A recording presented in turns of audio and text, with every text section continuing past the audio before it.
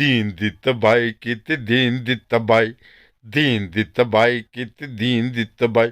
मुल्लां तैनूं शर्म ना आवे, लोकां ते फतवे लावें, आप बच्चियां नूं फसावें। ओए मुल्ला तैनूं जरा वे शर्म ना आई, कीती दीन दी तबाही तूं दीन दी तबाही, दीन दी तबाही कीती दीन दी तबाही। लोकां ते फतवे लावें, आप बच्चियां भी फसावें, दीन दी तबाही कीती दीन दी तबाही, दीन दी तबाही कीती दीन दी तबाही। मुल्लां तैनूं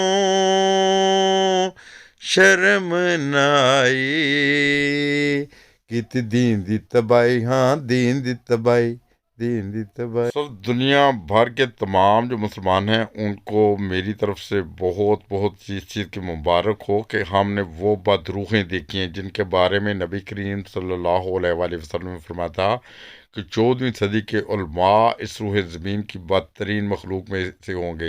ये देखें, इनकी अखलाकी हालत देखें तो आप ख़ुद ही देखें, ये वही बदतरीन मखलूक है जिनके बारे में हमारे आका और मौला हज़रत मोहम्मद मुस्तफ़ा सल्लल्लाहु अलैहि वसल्लम पेश गोई फरमाई थी।